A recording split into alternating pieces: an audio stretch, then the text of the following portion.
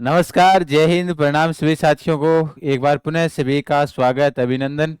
राजस्थान के current affairs के अंदर कुछ अभी हाल 2023 के अंदर कुछ बोर्ड का गठन किया गया था। एग्जामो पॉइंट से बड़ा ही महत्वपूर्ण प्रश्न यहाँ से एक बन सकता है। इसलिए राजस्थान के जो भी चर्चित नवीनतम जो नवगठित बोर्ड तैयार किए गए थे सरकार के द्वारा, उन सभी बोर्ड को एक नज़र में हम एक बार के लिए कवर कर लेते हैं। ये कोई जरूरी नहीं है कि आप पसी परिचर की तैयारी कर रहे हो। राजस्थान की कौन सी भी आगे भर्ती आएगी उसके अंदर करंट के माध्यम से कौन कहीं से भी आपसे प्रश्न पूछा जा सकता है। तो एक प्रश्न आप सभी के लिए ये रहने वाला है कि राजस्थान के अंदर जो नवगठित बोर्ड है वो कौन कौन से बोर्ड हुए हैं, अभी उनके ऊपर हम चर्चा कर लेते हैं। तो देखिएगा, सबसे पहले राजस्थान के नवगठित बोर्ड आपके 10 मिनट हो जाए या 5 मिनट में हो जाए, आपके लिए मेन चीज क्या होती है, अपने कम समय के अंदर उचित और ज्यादा ज्ञान अपने पास होना जरूरी होता है। जैसे अभी चर्चा करते हैं सबसे पहले। जैसे आपने देखा कि वीर शिरोमणि महाराणा प्रताप बोर्ड, यानी हाल ही में वर्ष 2023 में नवगठित बोर्ड कौन कौन से थे। तो देखो, महाराणा प्रताप के बोर्ड के गठन के पीछे उद्देश्य क्या था। उद्देश्य था कि महाराणा प्रताप की प्रतिबद्धता, उनकी देशभक्ति, यानी उनकी देशभक्ति के लिए इस बोर्ड का गठन किया गया था। उनकी प्रतिबद्धता के लिए इस बोर्ड का गठन किया गया। इस बोर्ड की बात करें कि मुख्यालय कहां पर होगा, तो महाराणा प्रताप बोर्ड का मुख्यालय अगर पूछा जाए तो आपसे कहां पर होगा, उदयपुर में होगा। इसका गठन किया गया था, तो इसके गठन के दौरान इसमें एक अध्यक्ष होगा, एक उपाध्यक्ष होगा और उसके अलावा 7 अन्य सदस्य होंगे। तो ये महत्वपूर्ण होगा। एक तो अध्यक्ष हो गया, उसके अलावा एक कौन होगा, एक होगा उपाध्यक्ष। उपाध्यक्ष के अलावा कितने सदस्य होंगे, 7 सदस्य और होंगे। इसके अंदर इस गठन बोर्ड के अंदर कितने सदस्य होंगे, तो 7 सदस्य अन्य होंगे, एक अध्यक्ष होगा, एक उपाध्यक्ष होगा और 7 अन्य सदस्य होंगे, ध्यान रख लेना। तो टोटल 9 हो गए। लोक कला विकास बोर्ड, महत्वपूर्ण प्रश्न यहां से भी बन सकता है आप सभी साथियों के लिए कि लोक कला विकास बोर्ड का गठन है वो गठन कब किया गया था। ये कुछ प्रश्न ऐसे होते हैं जो एग्जामों पॉइंट से सीधे आपके एग्जाम में पूछे जा सकते हैं। पहले वाले को नोट कीजिएगा फटाफट से, फिर उसके बाद आगे वाले पर चर्चा करते हैं हम। लोक कला जो विकास बोर्ड का गठन किया गया था, इसके प्रति यानी कि लोक कला विकास बोर्ड का गठन क्यों किया गया, तो देश के या प्रदेश के अंदर जितने भी अपने लोक कला है, जिसके अंतर्गत जितनी भी विभिन्न जातियां जुड़ी हुई है, तो उनके उत्थान के लिए, यानी लोक कला से जुड़ी हुई राजस्थान के अंदर जितनी भी जातियां हैं, यानी प्रदेश में लोक कला से जुड़ी, लोक कला से जुड़ी जुड़ी जातियों के, चाहे वो कौन सी भी जाति हो, हर वर्ग के उत्थान के लिए, जातियों एवं उनके वर्गों के उत्थान के लिए, जातियों के उत्थान के लिए राजस्थान सरकार ने, आपसे पूछा जा सकता है कि कौन से बोर्ड का गठन किया था।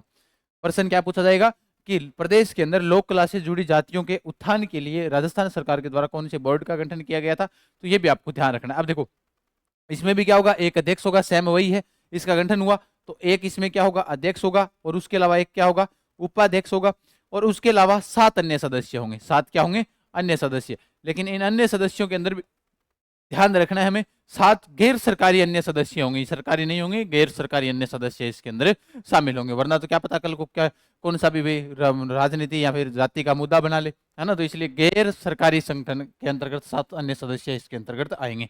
तो सीधे से प्रश्न यहाँ से पूछे जा सकते हैं। फटाफट से दोनों बोर्डों को नोट कीजिएगा। नेक्स्ट अपने चलते हैं, नेक्स्ट कौन सा बोर्ड है उसके ऊपर हम अध्ययन करते हैं। नोट कीजिएगा या स्क्रीनशॉट दीजिएगा, वरना आपको टेलीग्राम पर पीडीएफ मिल जाएगी। अब देखिएगा, ब्रिज क्षेत्र धार्मिक विकास बोर्ड। तो ब्रिज क्षेत्र धार्मिक विकास बोर्ड, इसका मुख्यालय अगर आपसे पूछा जाए तो कहां पर रखा गया था, जयपुर के अंदर। इस ब्रिज क्षेत्र का जो प्रशासनिक विभाग है, यानी किस विभाग के द्वारा इसको मान्यता प्राप्त की गई थी, तो इसका जो देख रेख जो अन्य कार्य करेगा वो कौन सा विभाग करेगा, पर्यटन विभाग करेगा। पर्यटन विभाग, तो पर्यटन विभाग इसका क्या करेगा, देख रेख करेगा। राजस्थान का पर्यटन विभाग की स्थापना 1956 में हम पढ़ते भी हैं। तो प्रशासनिक जो इसका विभाग पूछा जाए आपसे कि ब्रिज क्षेत्र धार्मिक विकास बोर्ड का प्रशासनिक विभाग कौन सा, तो राजस्थान पर्यटन बोर्ड है। इसका उद्देश्य क्या होगा कि ब्रिज क्षेत्र के अंतर्गत, आप सभी को पता होगा, ब्रिज क्षेत्र यानी भगवान श्री कृष्ण से संबंधित आएगी। इसके अंदर जो राष्ट्रीय और अंतर्राष्ट्रीय स्तर पर इसको पहचान दिलाना, धार्मिक पर्यटन को बढ़ावा देना, रोजगार के अवसर उपलब्ध करवाना, और उसके अलावा जो श्री गिरिराज जी को जो 84 कोस की परिक्रमा का जो आवागमन होता है उसको क्या करना, आसान करना। यानी जो श्री गिरिराज जी महाराज का जो 84 कोस का क्या है, जो परिक्रमा है उसको क्या करना, आसान करना। तो आपसे पूछा जा सकता है कि श्री गिरिराज जी महाराज की, श्री गिरिराज जी महाराज की जो 84 कोस की जो परिक्रमा है, 84 कोस की परिक्रमा को आसान करने के लिए, राजस्थान सरकार के द्वारा कौन से बोर्ड का गठन किया गया था, तो ब्रिज क्षेत्र धार्मिक विकास बोर्ड का गठन किया गया था। इसके अंदर जो गठन किया गया, तो इस गठन के अंदर एक तो होगा सदस्य सचिव, उसके अलावा होगा अतिरिक्त निदेशन। यानी गठन के अंदर पूछा जाए तो सदस्यों की बात करें तो एक तो हो जाएगा सदस्य सचिव, एक सदस्य कौन होगा इसके अंदर? सचिव होगा। उसके अलावा इसके अंदर कौन कौन से सदस्य होंगे? तो अतिरिक्त निदेशक जो पर्यटन विभाग का होगा वो भी होगा। 4 गैर सरकारी सदस्य होंगे। इसमें 4 क्या होंगे? 4 गैर सरकारी सदस्य, गैर सरकारी सदस्य इसके अंदर आएंगे। और उसके अलावा इनका अगर पूछा जाए, इनका कार्यकाल भी है, ध्यान रखना, क्योंकि पर्यटन विभाग साथ में, क्योंकि इसके अंतर्गत जो अतिरिक्त निदेशक आएगा ना, वो पर्यटन विभाग के द्वारा आएगा। एक अन्य होगा जो अतिरिक्त निदेशक, अतिरिक्त निदेशक जो कहाँ का होगा? पर्यटन विभाग का होगा। ये अतिरिक्त निदेशक कहाँ का है? पर्यटन विभाग का है। तो ध्यान रखना, इनका कार्यकाल अगर आपसे पूछा जाएगा तो 3 वर्ष का इनका क्या रहेगा? कार्यकाल रहेगा। तो आपसे पूछा जा सकता है ब्रिज क्षेत्र धार्मिक विकास बोर्ड का गठन के पीछे क्या उद्देश्य है, तो इसको भी नोट कीजिएगा फटाफट से। नेक्स्ट गठन के ऊपर हम चलते हैं, थार विकास बोर्ड के ऊपर हम चर्चा करते हैं। तो थार क्षेत्र विकास बोर्ड है, इसका गठन, इसका मुख्यालय अगर आपसे पूछा जाए तो कोई जैसलमेर मत कर देना। थार क्षेत्र विकास बोर्ड का मुख्यालय सीधा सा प्रश्न पूछा जाएगा, तो अब आपको करना उत्तर क्या करोगे? जयपुर करोगे। ध्यान रखना, इसका उद्देश्य क्या है भाई? थार क्षेत्र के अंतर्गत पर्यटन को बढ़ावा देना, इसका यही उद्देश्य है। तो आपसे पूछा जा सकता है थार क्षेत्र में पर्यटन को बढ़ावा देने के लिए, पर्यटन को बढ़ावा देने के लिए किस बोर्ड का गठन किया गया?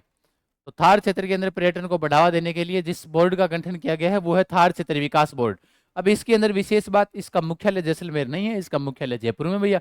सबसे महत्वपूर्ण, इसका भी प्रशासनिक विभाग, मतलब पर्यटन को है तो प्रशासनिक विभाग भी कौन सा आएगा? पर्यटन विभाग आ जाएगा। इसके अंतर्गत की भी प्रशासनिक विभाग जैसे ब्रिज क्षेत्र विकास बोर्ड में था, वैसे ही थार क्षेत्र विकास बोर्ड के अंदर भी प्रशासनिक विभाग कौन सा होगा? तो ध्यान रखना, पर्यटन विभाग होगा। इसका गठन किया गया, इसमें सदस्य सचिव, एक तो प्रमुख रूप से कौन है? सदस्य सचिव होगा इसका, इसके अंतर्गत थार क्षेत्र विकास बोर्ड के अंतर्गत। उसके अलावा अतिरिक्त निदेशक वही पर्यटन विभाग का। इसमें 4 गैर अन्य सरकारी सदस्य होंगे। इसमें जो गैर सरकारी सदस्य हैं वो कितने होंगे? तो ध्यान रखना, थार वाले में 4 हैं, 4 गैर सरकारी सदस्य होंगे। और इनका भी कार्यकाल कितने वर्ष का रहेगा? इनका कार्यकाल भी आपको ध्यान रखना है, 3 वर्ष का इनका कार्यकाल रहेगा। नोट कीजिएगा इसको फटाफट से। नेक्स्ट विकास बोर्ड के ऊपर हम चर्चा करते हैं प्रमुख रूप से जी। अब उसके बाद नेक्स्ट है स्वर्ण रजत कला, यानी स्वर्ण रजत कला विकास बोर्ड है। इसका जो मुख्यालय है वो मुख्यालय कहां पर है? स्वर्ण रजत कला, यानी स्वर्ण सोनो रजत चांदी कला विकास बोर्ड। अब इसमें क्या होगा? इसका जो प्रशासनिक विभाग है, प्रशासनिक विभाग है वो इसका कौन सा होगा? इसका होगा सामाजिक न्याय एवं आधिकारिकता विभाग होगा इसका। ध्यान रख लेना, थोड़ा सा महत्वपूर्ण है। तो स्वर्ण रजत कला विकास बोर्ड का जो मुख्यालय है वो मुख्यालय कहां पर है? जयपुर में है।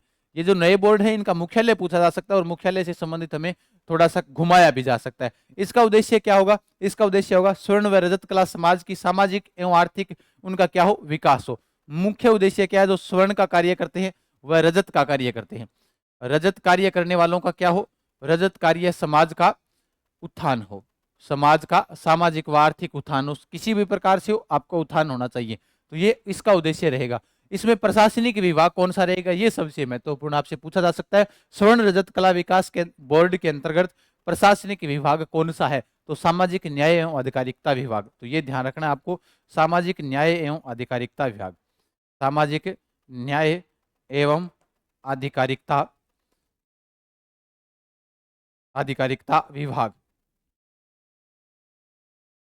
विभाग। तो ध्यान रख लेना, इसके अंदर अगर आपसे पूछा जाए कि कौन सा विभाग रहेगा तो सामाजिक न्याय एवं आधिकारिकता विभाग। अच्छा, आधिकारिकता से नहीं लिखा क्या? आधिकारिकता विभाग ये प्रमुख रूप से इसके अंतर्गत कार्य करेगा। अधिकारिता फिर भी गलत लिख दिया ना, कोई बात नहीं, रीच हटाएगा उसमें भी। प्रशासनिक विभाग, सामाजिक न्याय एवं आधिकारिकता विभाग। सुपरफास्ट पढ़ रहे हैं तो थोड़ा सा जल्दी तो हो जाएगी ना। तो गठन की बात करें तो इसके अंदर ध्यान रखना, एक अध्यक्ष होगा, एक उपाध्यक्ष होगा। इसमें भी कौन होगा? ये महत्वपूर्ण सदस्य हैं, एग्जाम में सीधे पूछे जा सकते हैं। एक अध्यक्ष, दूसरा हो जाएगा इसके साथ में कौन होगा? उपाध्यक्ष। उसके अलावा इसमें 5 अन्य गैर सरकारी सदस्य होंगे जिनका कार्यकाल क्या होगा? 5 वर्ष का, 3 वर्ष का होगा। 5 गैर सरकारी सदस्य होंगे। और उसके अलावा इनका कार्यकाल पूछा जाए तो 3 वर्ष का इनका क्या रहेगा? कार्यकाल रहेगा। तो ये भी स्वर्ण रजत कला विकास बोर्ड का जो गठन है वो भी ध्यान रखना पड़ेगा आपको, इसको भी फटाफट से नोट कीजिएगा। नेक्स्ट हम चर्चा करते हैं लव कुश विकास बोर्ड का गठन। देखो, लव कुश विकास बोर्ड है तो राज्य सरकार ने जो काशी यानी कुशवा, लव कुश आप सभी साथी समझ गए होंगे, साक्य जैसे बागवान समाज के लिए, यानी काशी या कछुआ या साक्य जैसे बागवान समाज के उत्थान के लिए इस गठन का इस बोर्ड का क्या किया है? गठन किया है। यानी अपने एक तो है कछुआ राजवंश, एक है कुशवा, है ना, कुशवा जाति यानी समाज, कुशवा और शाक्य जैसे बागवान समाज को, यानी काशी या कुशवा, कुशवा, काशी या शाक्य समाज के उत्थान के लिए लव कुश बोर्ड का गठन किया गया था। इस बोर्ड के अंदर जो सुविधाएं उपलब्ध करवाई जाएगी उसके अंतर्गत दो समाज, इसके अंतर्गत जो पिछड़ा हुआ है उनको क्या किया जाएगा, उससे संबंधित सारी समस्याओं का समाधान किया जाएगा कि ये समाज के पीछे क्या कारण है पिछड़ने के पीछे। तो इस लवकुश बोर्ड का गठन किया गया था। इसमें मुख्य बात क्या है, इस लवकुश बोर्ड का जो गठन किया गया था इसमें आधारभूत, इन समाज को आधारभूत क्या दी जाएगी, सुविधाएं दी जाएगी। इसमें भी एक अध्यक्ष एक उपाध्यक्ष होगा, 7 गैर सरकारी सदस्य होंगे जिनको मनोनीत किया जाएगा, ये ध्यान रख लेना। इसके अंदर एक अध्यक्ष हो जाएगा, उसके अलावा एक उपाध्यक्ष होगा, उपाध्यक्ष, और 7 क्या होंगे, गैर सरकारी सदस्य, गैर सरकारी सदस्य। और ये जो गैर सरकारी सदस्य होंगे इनको क्या किया जाएगा, मनोनीत किया जाएगा। ये महत्वपूर्ण बात है किस बोर्ड में, लवकुश विकास बोर्ड के अंदर। इसमें जो सरकारी सदस्य होंगे उसके अंतर्गत, यानी इस विभाग के अंदर जो सरकारी सदस्य रहेंगे वो कौन कौन से रहेंगे, तो उसमें एक तो उद्योग आयुक्त रहेगा, शिक्षा सचिव का मुख्य है वो रहेगा, ग्रामीण विकास विभाग का सचिव है वो प्रमुख इसमें रहेगा, श्रम आयुक्त विभाग का इसके अंदर प्रमुख रहेगा, सामाजिक न्याय एवं आधिकारिकता विभाग के जो निदेशक हैं वो इसके अंदर सरकारी सदस्य के रूप में रहेंगे। बाकी ये 7 गैर अन्य सरकारी सदस्य जिनको मनोनीत किया जाएगा, ध्यान रखना, मनोनीत मतलब चुना जाएगा इनमें से प्रमुख रूप से, तो ज्यादा इसमें कुछ नहीं है, बस आपको ये ध्यान रखना है इन सदस्यों को मनोनीत किया जाएगा। नेक्स्ट है अवंतीबाई लोधी बोर्ड का गठन किया गया है। तो अवंतीबाई जो लोधी बोर्ड का गठन किया गया, इसमें क्या है, जो लोधी या फिर लोधा समाज के कल्याण के लिए विभिन्न योजनाएं प्रस्तावित करना, इसलिए अवंतीबाई यानी लोधी समाज के लिए, किसके अंतर्गत आएगा, लोधी समाज के लिए जितने भी जो समाज के अंदर स्थिति है, सर्वेक्षण है, उनका मूलभूत सुविधाएं उपलब्ध करवाने के लिए इस बोर्ड का गठन किया गया है लोधी समाज के लिए। इसमें एक अध्यक्ष होगा, एक उपाध्यक्ष होगा और 3 गैर सरकारी सदस्य होंगे। इसमें भी क्या रहेगा, एक तो अध्यक्ष, उसके अलावा एक रहेगा उपाध्यक्ष। ये समाज के बोर्ड है, ध्यान रखना, कोई वैसे विकास बोर्ड नहीं, इसलिए अपने इनका गठन किया गया है।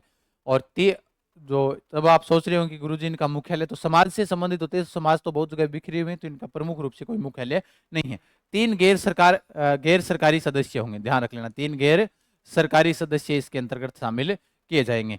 अब इसका अवंतीबाई बोर्ड के गठन से संबंधित तो मैंने आपको बता दिया, गठन के अंतर्गत यानी अध्यक्ष उपाध्यक्ष 3 गैर सरकारी सदस्य इसके अंदर सरकारी सदस्य इसमें शामिल होंगे, तो ये ध्यान रख लेना। ये कौन सा बोर्ड था।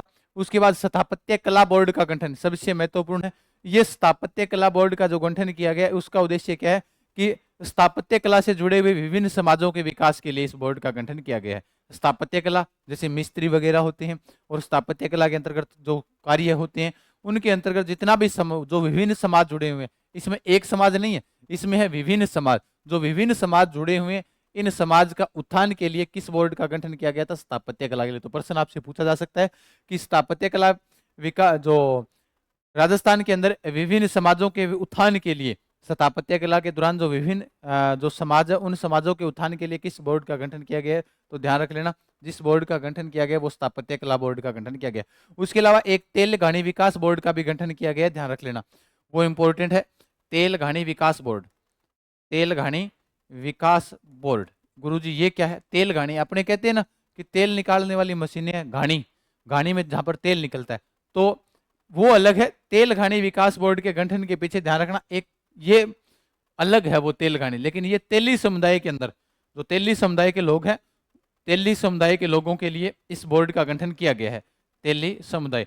तो गुरुजी इसके बोर्ड का गठन का उद्देश्य क्या होगा, इसमें जो तेली समुदाय है उनको सामाजिक है, शैक्षणिक है और आर्थिक उन्नति के लिए राजस्थान राज्य तेल घानी विकास बोर्ड का क्या किया गया, गठन किया गया, जिसमें एक अध्यक्ष होगा और उसके अलावा उपाध्यक्ष होंगे, 5 गैर सरकारी सदस्य होंगे और 7 सरकारी सदस्य होंगे। ये ध्यान रखना, एक अध्यक्ष होगा, एक उपाध्यक्ष होगा तेल घानी बोर्ड के अंदर, ध्यान रखना, एक उपाध्यक्ष, 5 गैर सरकारी सदस्य, गैर सरकारी, और 7 क्या होंगे, 7 सरकारी सदस्य होंगे। ये ध्यान रख लेना प्रमुख रूप से, ठीक है।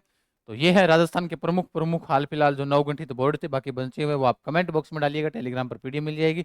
तब तक के लिए धन्यवाद, जय हिंद जय भारत, राम राम। अच्छा लगे तो लाइक और शेयर जरूर कीजिएगा, सभी साथी ध्यान रहे, ठीक है, ओके।